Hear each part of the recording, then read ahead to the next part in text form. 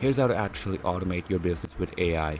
So you probably don't know this, but all of my content gets edited and posted automatically for me, including this current video. Most of the code that I write for my clients is AI generated.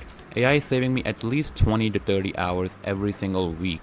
And this isn't me producing slop like most of the AI grifters you're gonna see on Twitter and everywhere. Even though it is saving me so much time and effort, it still takes real work to maintain, and it's not something that's just gonna magically solve all of your problems for you. So let me show you how to actually automate your business with AI without losing your creative touch and producing complete slop. Basically, you need to shift your thinking from role-based thinking to workflow-based thinking.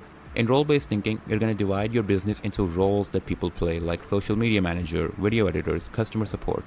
But in workflow-based thinking, if I asked you to automate a video editor or a social media manager, you probably wouldn't even know where to start, right? That's where workflow-based thinking comes in, where you divide your business into the actions, the actual actions that each employee is doing. And let me show you some examples as well of how to do this. You could divide your video editor into a bunch of actions, your social media manager, your customer support reps. Basically, automating an entire job is going to be very, very complicated. But if you can break it down into granular, tiny actions, you can automate it very easily, because you can just automate every single task on this list until you've basically automated the entire role. So here's how to actually apply this. Find some free time in your week and then use that to automate just one tiny portion of the business.